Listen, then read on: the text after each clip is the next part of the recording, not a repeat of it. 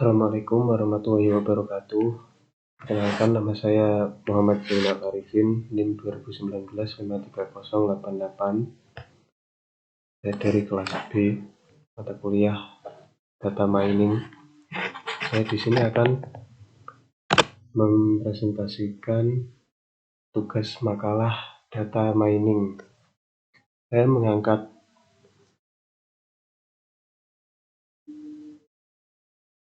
penerapan data mining untuk analisis pola pembelian konsumen dengan algoritma FP Growth pada data transaksi penjualan spare part motor. Halaman yang pertama berisikan pendahuluan yang berisi latar belakang di mana penulis mengangkat mengangkat makalah berdasarkan latar belakang yang ada pada sebuah toko onderdil spare part motor, yang latar belakang tersebut terdapat 3 permasalahan. Yang pertama, bagaimana menerapkan metode data mining dengan algoritma FP Growth ke dalam aplikasi untuk analisis pola pembelian konsumen. Yang kedua, bagaimana pola pembelian konsumen pada toko tersebut. Yang ketiga, bagaimana interpretasi dari pola pembelian yang dihasilkan menjadi sebuah informasi. Dari rumusan masalah yang telah diuraikan di atas, ada beberapa tujuan dari penelitian ini, yaitu yang pertama, mengetahui pola pembelian konsumen pada masing-masing cabang. Yang kedua, menginterpretasikan pola yang telah dihasilkan menjadi sebuah informasi. Yang ketiga, merancang bagaimana strategi dan sistem penjualan yang baik. Yang keempat, menerapkan metode data mining dengan algoritma FP Growth ke dalam aplikasi analisis pola pembelian konsumen. Dan yang terakhir, menguji pola yang telah berhasil ditetapkan. Lalu, lembar yang kedua berisikan tinjauan pustaka. Saya mengambil pengertian data mining dari berbagai sumber seperti jurnal dan kutipan artikel atau makalah yang terdapat di Google. Di antaranya, menurut Sriani, data mining adalah proses untuk mendapatkan sebuah informasi dengan melakukan pencarian pola dan relasi-relasi yang tersembunyi di dalam timbunan data yang banyak. Data mining atau sering disebut sebagai Knowledge Discovery in Database atau KDD adalah kegiatan yang meliputi pengumpulan pemakaian data historis untuk menemukan keteraturan pola atau hubungan dalam data yang berukuran besar. Saya mengangkat 4 tinjauan pustaka dari berbagai macam sumber. Lalu lampiran selanjutnya langsung berisi pembahasan. Pembahasan yang pertama, saya membahas dasarnya, yaitu data mining. Data mining bukanlah suatu bidang yang sama sekali baru. Salah satu kesulitan untuk mendefinisikan data mining adalah kenyataan bahwa data mining mewarisi banyak aspek dan teknik dari bidang-bidang ilmu yang sudah mapan terlebih dahulu.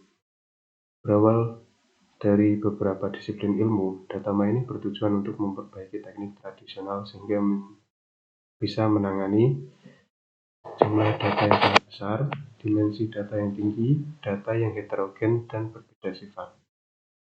Lalu, pengelompokan data mining dibagi menjadi 6 bagian. Yang pertama, deskripsi, estimasi, prediksi, klasifikasi, pengklasteran, dan yang terakhir asosiasi. Lalu di sini saya akan menjelaskan algoritma FP Growth. Merupakan bagian dari salah satu metode data mining. Frequent Pattern Growth atau FP Growth adalah salah satu alternatif algoritma yang dapat digunakan untuk menentukan himpunan data yang paling sering muncul. Dalam sebuah kumpulan data, algoritma merupakan pengembangan dari algoritma a priori. Jadi, algoritma FP Growth adalah pengembangan dari algoritma a priori. FP Growth menggunakan konsep pembangunan tree dalam pencarian frekuensi. Hal tersebutlah yang menyebabkan algoritma FP Growth lebih cepat daripada algoritma a priori. Karakteristik algoritma FP Growth adalah struktur data yang digunakan adalah tree atau bercabang yang disebut dengan FP tree. Dengan menggunakan FP tree, algoritma FP Growth dapat langsung mengekstrak frequent item set dari FP tree. Lalu selanjutnya, metode FP Growth dapat dibagi menjadi 3 tahapan utama, yaitu sebagai berikut. Yang pertama, tahap pembangkitan conditional pattern base.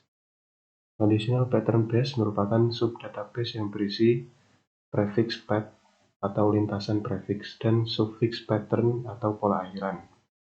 Pembangkitan conditional pattern base dapat didapatkan melalui FP tree yang telah dibangun sebelumnya. Yang kedua, tahap pembangkitan conditional FP tree.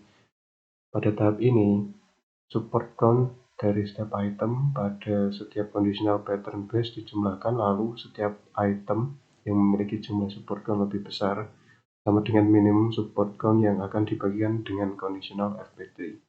Yang ketiga atau yang terakhir, tahap pencarian frequent item set. Apabila conditional FP tree merupakan lintasan tunggal atau single path, maka didapatkan frequent item set dengan melakukan kombinasi item. Selanjutnya, data mining dengan algoritma FP Growth. Langsung ke pembahasan intinya. Dalam penelitian ini menerapkan database aturan asosiasi dengan algoritma FP Growth dalam menganalisa data penjualan spare part di sebuah toko untuk mendapatkan pola pelanggaran yang terjadi.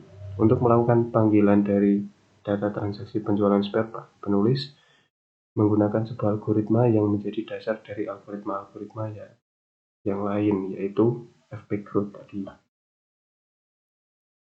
Ini merupakan tabel dari item data transaksi. Ada 9 transaksi dan di sini ada frekuensinya. Lalu dari tabel tersebut didapatkan dataset penjualan spare part seperti ini.